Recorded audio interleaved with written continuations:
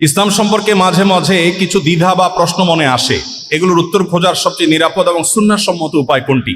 ইসলাম সম্পর্কে যদি আমাদের মনে কখনো দ্বিধা আসে, সন্দেহ আসে, তাহলে বুঝতে হবে যে শয়তান এখানে উপস্থিত হয়ে গেছে। আপনি শয়তানকে সরাসরি কখনো দেখার সুযোগ পান না, কিন্তু কোরআন কিন্তু বারবার বলেছে যে শয়তান তোমাদের জন্য আদু ও মুবিন, মানে স্পষ্ট শত্রু। ইন্টারেস্টিং বিষয়, যে শত্রু জীবনে চোখেই দেখলাম না, কোরআন বলতেছে সেই স্পষ্ট শত্রু। কিভাবে? কারণ শয়তান আপনি না দেখলে কি হবে, চর্মচক্ষু দিয়ে না দেখলে কি হবে? আপনি একটু খেয়াল করলে দেখবেন প্রতি মুহূর্তে আপনি শয়তানের উপস্থিতি আঁচ করছেন, অনুভব করছেন, একবার স্পষ্ট। না হলে খারাপ কাজ করতে কখনো খারাপ লাগে না কেন? ভালো কাজ করতে কেন খারাপ লাগে? খেয়াল করে দেখছেন?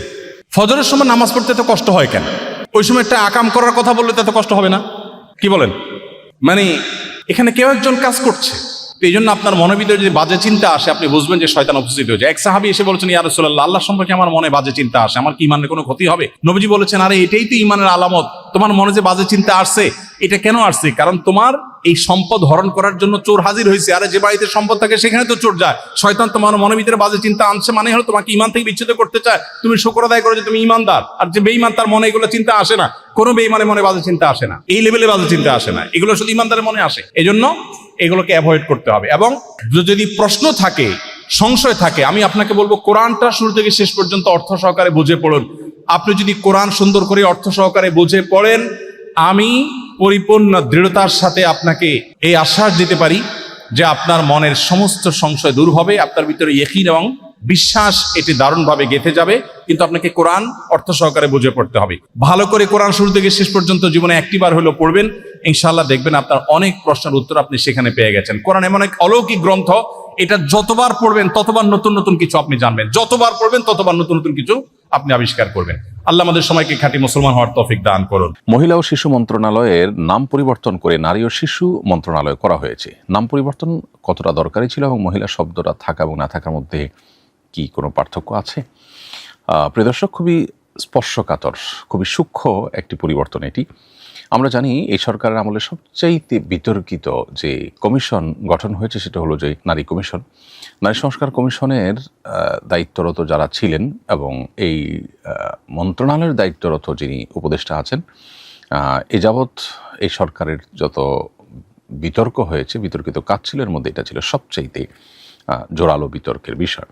দুর্ভাগ্যজনক বাস্তবতা হলো তাদেরই একটি প্রস্তাবনাকে সরকার আমল নিয়েছে এবং সরকার প্রধান সেটিকে গুরুত্বের সাথে নিয়েছেন এবং মহিলা ও শিশু মন্ত্রণালয়, শিশু বিষয়ক মন্ত্রণালয়ের নাম পরিবর্তন করে নারী ও শিশু বিষয়ক মন্ত্রণালয় করা হয়েছে ইতিমধ্যে।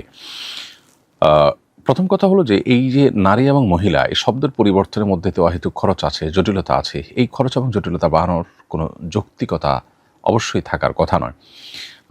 একটা দেশে যেখানে অনেক প্রয়োজনীয় কাজ আছে, যে কাজগুলো পূরণ করবার জন্য প্রয়োজনীয় অর্থ, তহবিল, এগুলোর অভাব আছে, লোকবলের অভাব আছে, সেখানে আমরা রাজনৈতিক সরকার যখন থাকে তখন রাজনৈতিক ইস্যুতে নাম পরিবর্তনের কালচার জানি। বড় বড় স্থাপনা প্রতিষ্ঠানগুলোর নাম পরিবর্তন করার পেছনে প্রচুর পরিমাণ লোকবল, অর্থ ইত্যাদি ব্যয় করা হয়। এখন এই যে পরিবর্তনটা, এটাও এক ধরনের আদর্শিক চিন্তা থেকে পরিবর্তন। এই পরিবর্তনটা কোনো স্বাভাবিক পরিবর্তন নয়। মহিলা মানে হলো সম্ভ্রান্ত নারী বা ঘরে অবস্থানকারিণী, যিনি ঘর থেকে সব কিছু দেখভাল করেন। আল্লাহ তাআলা সৃষ্টি করেছেন নারী পুরুষ কেমনভাবে যে পুরুষ আসলে বাহিরে কাজ করার জন্য উপযোগী, তার শরীরটা, তার শরীরের যে স্ট্রাকচারটা আপনি লক্ষ্য করলে দেখবেন আল্লাহ তাআলা সন্তান গর্ভে ধারণ করার শক্তি, সামর্থ্য, সুযোগ, ব্যবস্থাপনা রেখেছেন নারীর শরীরে, পুরুষের শরীরে আল্লাহ রাখেন নেই। অতএব বাহিরে কাজ করবেন, দৌড়ধূপ করবেন এবং এই যে দৌড়ঝাঁপ করতে গিয়ে তাকে যে সমস্ত স্ট্রাগলের মধ্য দিয়ে জীবন পার করতে হয়, সেখানে বাচ্চাকে দুধ পান করানো, বাচ্চাকে গর্ভে ধারণ করানো, এগুলো তার জন্য ডিফিকাল্ট। এই জন্য আল্লাহ তাআলা নারীকে সৃষ্টি করেছেন যে তিনি ভেতরের সাইডটাকে সামলাবেন এবং কোরআন স্পষ্টভাবে বলে দিয়েছে আজকের পৃথিবী নারী পুরুষকে একাকার করবার যে চেষ্টা করছে, এটা হলো প্রকৃতি বিরুদ্ধ একটি প্রচেষ্টা। এই প্রচেষ্টা যারাই করেছে তারাই তাদের সমাজ এবং পরিবার ব্যবস্থাপনা মুখ থুবড়ে পড়ে ব্যর্থতার চরম গ্লানিতে তারা আছেন। দুর্ভাগ্যজনক বাস্তবতা হলো তারা যে পথে হেঁটে ব্যর্থ হয়েছে, আমরা সেই পথে হাঁটা নতুন করে শুরু করেছি। আমাদের যারা যখন ক্ষমতায় আসে তাদেরকে জনগণের সমস্ত ম্যান্ডেট আদৌ দেয় কিনা, আমরা সেটি বোধহয় প্রত্যেকটা মানুষই জানি।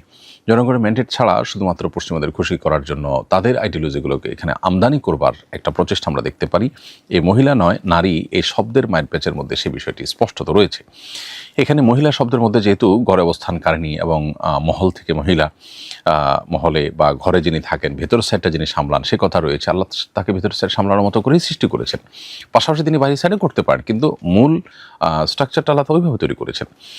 তো সেই চিন্তা থেকে বের হয়ে এসে নারী মানে সাধারণ অর্থে পুরুষের বিপরীত, তো পুরুষের বিপরীত লিঙ্গের মানুষ এস্টাবলিশ করার জন্য এটি করা হয়েছে। এছাড়া যারা আজকাল নিজেদের পরিচয়, লৈঙ্গিক পরিচয়কে যারা পরিবর্তন করার চেষ্টা করে, সেই ট্রান্সজেন্ডার যারা পশ্চিমা পৃথিবীতে পর্যন্ত ধিকৃত, খোদ আমেরিকাতে পর্যন্ত ধিকৃত, এবং এটা রীতিমতো কঠোরভাবে এটাকে বন্ধ করা হচ্ছে, সেটা আমাদের দেশে আমরা আমদানি করছি নতুন করে। দুর্ভাগ্যজনক আরেকটি বিষয়, সেই ট্রান্সজেন্ডারদেরকে সমাজের মূল ধারাতে ইনক্লুড করবার জন্য মূলত এই মহিলা শব্দকে পরিবর্তন করে নারী শব্দ ঢুকানো হচ্ছে। কারণ মহিলা এই শব্দের মধ্যে যেসব দিকগুলো আছে এগুলো ট্রান্সজেন্ডারদের মধ্যে নাই। অতএব লিঙ্গের মধ্যে মহিলা আর পুরুষ এই দুইটাই যদি রাখা হয় তাহলে সেক্ষেত্রে তারা এই দুইটার কোনো একটাতে ইনক্লুড হয় না। এবং ইনক্লুড না হওয়ার কারণে যেটি হয় যে এই যে ট্রান্সজেন্ডারের যে ফিতনা, এই ফিতনার কারণে একজন ছেলে মেয়ে হয়ে যাওয়া, একজন মেয়ে ছেলে হয়ে যাওয়ার যে প্রকৃতি বিরুদ্ধ একটি প্রচেষ্টা পশ্চিমা পৃথিবীর অভিভাবকরা রাস্তায় নেমেছেন। পৃথিবীর বড় বড় উদ্যোক্তারা তারা তাদের পরিবারের সদস্যরা যখন এরকম পথে পা বাড়িয়েছেন, তারা চোখের পানি ফেলেছেন, গোটা বিশ্বের মানুষের কাছে তাদের মনের ব্যথার কথা প্রকাশ করেছেন। তো সেই বিষয়টাকে আমাদের দেশে এস্টাবলিশ করার জন্য এই মহিলা ও শিশু বিষয়ক মন্ত্রণালয়ের নাম পরিবর্তন করে নারী ও শিশু বিষয়ক মন্ত্রণালয়ের নামকরণ করা হয়েছে। কারণ নারী বলতে আপনার মূল নারী, অরিজিনাল নারী, আবার ট্রান্সজেন্ডার নারী, এই দুই নারীকে নারী হিসাবে ইনক্লুড করে মূলত তাদেরকে এখানে যেন জায়গা করে দেওয়া হয়, সেই দুর্বিসন্ধি থেকে এই নামটাকে পরিবর্তন করা হয়েছে। প্রগতিশীলরা মনে করছেন যে এর মধ্যে দিয়ে তারা সমতা বিধান করছেন, এর মধ্যে দিয়ে সমাজকে ইনক্লুসিভ তারা করছেন। মূলত এরকম ইনক্লুসিভ যদি বলেন আপনি, সমাজের মূলধারা বহু মানুষ আছে যাদেরকে আপনারা সমাজ থেকে বিচ্ছিন্ন করে রাখছেন। আলেমুন আমাদেরকে সমাজের মূলধারার মধ্যে আপনারা গণেনই না, তাদেরকে কখনো কোনো গুরুত্বপূর্ণ বিষয়ে মানুষই মনে করেন না। সেখানে আপনারা এই ট্রান্সজেন্ডার বিকৃত চিন্তার মানুষগুলোকে ইনক্লুসিভ করার জন্য এতটা মরিয়া হয়েছেন, মূলত সমকামিতাকে প্রতিষ্ঠা করবার জন্য। অতএব এই শব্দের মায়ের পেছার পিছনে আদর্শিক একটি আক্রমণের ব্যাপার আছে, যেটা এদেশ এবং জাতির বিরুদ্ধে আক্রমণ করা হচ্ছে। দুর্ভাগ্যজনক বাস্তবতা, সেটি আমাদের দেশে বিভিন্ন সময় হয়ে থাকে। জনগণকে এ ব্যাপারে সোচ্চার হতে হবে এবং সচেতন হতে হবে। যদিও এর নামের পরিবর্তনের তেমন আহামরি কিছু আসে যায় না, কিন্তু দুর্বিসন্ধিমূলকভাবে নামের পরিবর্তন এটা অবশ্যই অগ্রহণযোগ্য, এবং এটি হলো মানুষের উপরে চাপিয়ে দেওয়া, আদর্শিক চিন্তাধারাকে চাপিয়ে দেওয়ার নামান্তর। সিনিয়র ছেলেদেরকে জোর করে রিকোয়েস্ট পাঠাতে বাধ্য করা, বন্ডিং বাড়ানোর কথা বলে ক্লাসে ছেলে মেয়ে পাশাপাশি বসতে বলা, পিকনিক সহ বিভিন্ন প্রোগ্রামে যেতে প্রেশার দেওয়ার ফলে আমরা মেয়ে শিক্ষার্থীরা অনেক অস্বস্তিতে পড়ি। এই সম্পর্কে নাসিহা করুন প্লিজ। শিক্ষা প্রতিষ্ঠানগুলোতে এ ধরনের অনাচার অনেক ক্ষেত্রে হয়ে থাকে। আমাদের আল্লাহকে ভয় করা উচিত। আমরা মুখে নারী অধিকারের কথা বলি, কিন্তু মেয়েদেরকে অস্বস্তিকর পরিবেশের মুখোমুখি আমরা করে দেই। এটা কি নারীদের অধিকার হলো না অবিচার হলো? অবিচার। এই অবিচার যারা করবেন মনে রাখবেন, একটি জুলুমও নাই যে জুলুমের বিচার কিয়ামতের দিন হবে না। দুনিয়াতে একটা মেয়েকে জুলুম করেছেন, তাকে কোণঠাসা করেছেন তার মনের বিরুদ্ধে, আপনি নানান মুখরোচক কথা বলে তাকে বাধ্য করেছেন কোনো সিচুয়েশনের মুখোমুখি হতে, তার মনে কষ্ট আছে। আল্লাহর কসম করে বলি, আপনি যেই হন না কেন, আপনি যদি কোনো শিক্ষক হন, প্রশাসনের কোনো গুরুত্বপূর্ণ ব্যক্তি হন, কোনো প্রভাবশালী সিনিয়র ছাত্র ভাই হন, আপনাকে কিয়ামতের দিন কাঙ্গালের মতো সে মেয়ের কাছে দাঁড়িয়ে থাকতে হবে। আল্লাহর শপথ করে বলছি, ওই মেয়ে ক্ষমা না করলে স্বয়ং আল্লাহ আপনাকে ক্ষমা করবেন না। পাই পাই করে প্রতিটা জুলুমের বিচার কিয়ামতের দিন হবে। পশ্চিমারা আমাদেরকে শিখিয়েছে ছেলে মেয়েরা মিক্স হতে হবে, না হলে তারা উন্নতি করতে পারবে না। ইডেন কলেজ, ভিকারুন্নেসা, মেয়েদের জন্য বিশেষায়িত যে সমস্ত শিক্ষা প্রতিষ্ঠানগুলো আছে, যুগ যুগ ধরে পড়াশোনার মান অন্য সাধারণ প্রতিষ্ঠান, ছেলে মেয়ে মিক্স আছে সেই প্রতিষ্ঠানগুলোর চাইতে অনেক গুণ ভালো পড়াশোনার মান সেগুলোতে দীর্ঘদিন ধরে আছে, সুনামের সাথে চলছে। রাজনৈতিক কারণে সেখানে বিতর্কের জায়গা তৈরি হয়েছে একটা সময় হয়তোবা, কিন্তু এই প্রতিষ্ঠানগুলোর অতীত ঘাটলে আমরা দেখি সেগুলোর ফলাফল অনেক ভালো।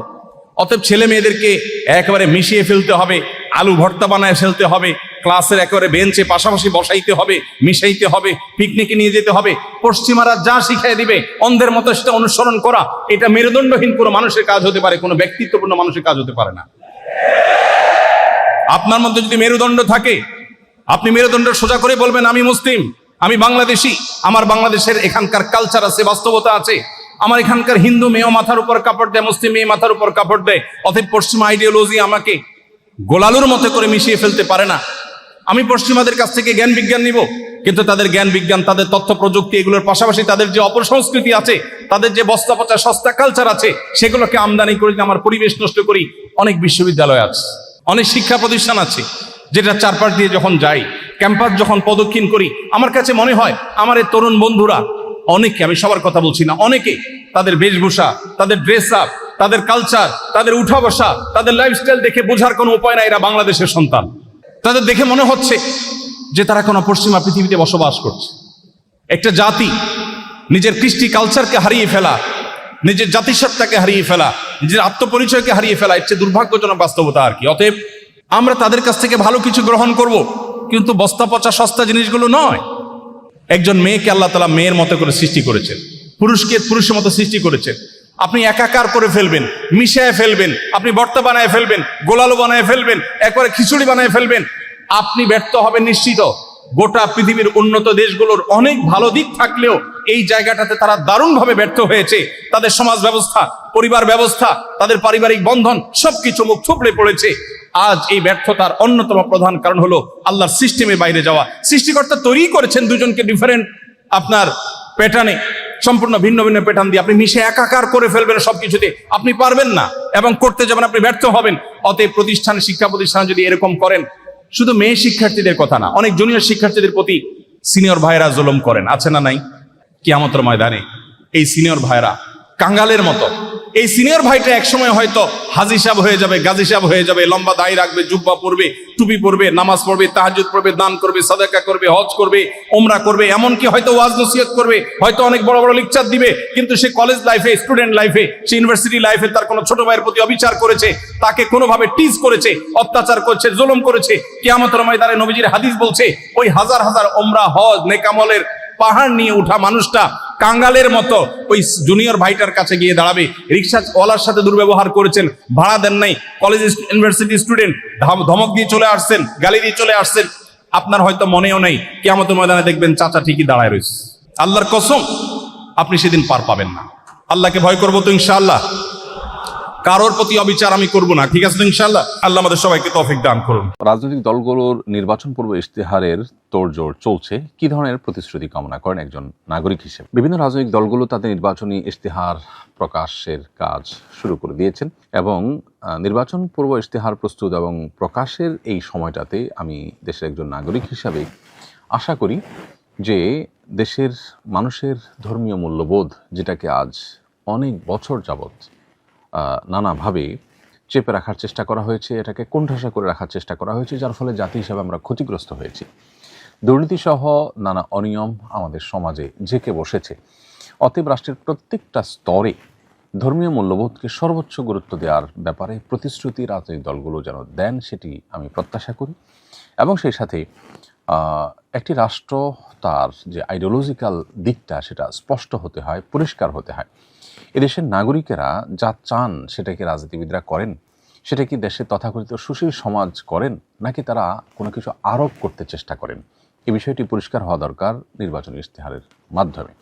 জনগণ চান সেটি তারা পরিষ্কার করা দরকার, বা তাদের যা অবস্থান সেটা তারা ক্লিয়ার করা দরকার। অবস্থান যদি অস্পষ্ট রাখা হয় তাহলে মানুষ প্রতারিত হয়, ধোঁকা খায়, এবং এই প্রতারিত হওয়ার বিষয়টি দীর্ঘদিন পর্যন্ত চলে আসছে নানাভাবে। এই জন্য আমি আশা করব সকল রাজনৈতিক দলগুলো তাদের আইডিওলজিক্যাল অবস্থানটাকে ক্লিয়ার করবেন, স্পষ্ট করবেন, তারা আসলে কী চান। দেশের সংখ্যাগরিষ্ঠ মানুষ প্রচণ্ড ধার্মিক, সেটা হিন্দু হোক, খ্রিস্টান হোক, মুসলিম হোক, বৌদ্ধ হোক, সবাই। ফলে দেশের মানুষের চিন্তা চেতনার, তাদের প্রত্যাশার প্রতিফলন যেন নির্বাচনী ইশতেহারে ঘটে, সেটি আমাদের প্রত্যাশা।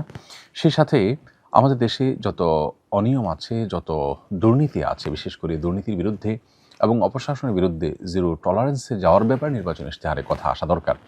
আমাদের দেশটিতে আমরা জানি সবচেয়ে বড় সমস্যার জায়গা হলো এই জায়গাটা, অর্থাৎ দুর্নীতি এটি আমাদেরকে পিছিয়ে রেখেছে, অনিয়ম এটা আমাদেরকে পিছিয়ে রেখেছে, অপশাসন, আইনের বিচার না থাকা এবং আইনকে তার আপন গতিতে চলতে না দেওয়া, এটি আমাদের সবচেয়ে দুর্ভাগ্যজনক পিছিয়ে থাকার অন্যতম কারণ। অতএব এই দুইটা জায়গা, অর্থাৎ দুর্নীতিতে জিরো টলারেন্স এবং এমন সিস্টেম ডেভেলপ করা যে দুর্নীতির পথগুলি রুদ্ধ হয়ে যায় এবং কঠোর শাস্তি নিশ্চিত করা, আইনের শাসন নিশ্চিত করা যে কোনো অপরাধ করলে, এ দুটি বিষয়কে নির্বাচনী ইশতেহারে তারা আনবেন এবং সেটিকে বাস্তবায়ন করবেন, সেটি আমাদের প্রত্যাশা দেশের নাগরিক হিসাবে। গরিব, অসহায় এবং যে সমস্ত আপনার প্রান্তিক জনগোষ্ঠী আছে তাদের অধিকারগুলো যেন অত্যন্ত বলিষ্ঠভাবে আদায় করা হয় এবং সেগুলো যেন ইশতেহারে উঠে আসে এবং বাস্তবায়ন করা হয়, এগুলো যেন মুখরোচক কোনো বুলির মধ্যে শুধু সীমাবদ্ধ না থাকে, সেটি নিশ্চিত করতে হবে।